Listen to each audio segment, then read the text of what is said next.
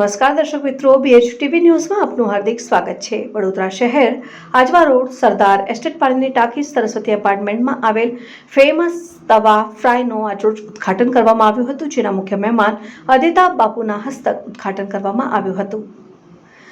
અમારી ચેનલ એટલે કે BHTV ન્યૂઝને લાઇક કરો અને સબસ્ક્રાઇબ કરો।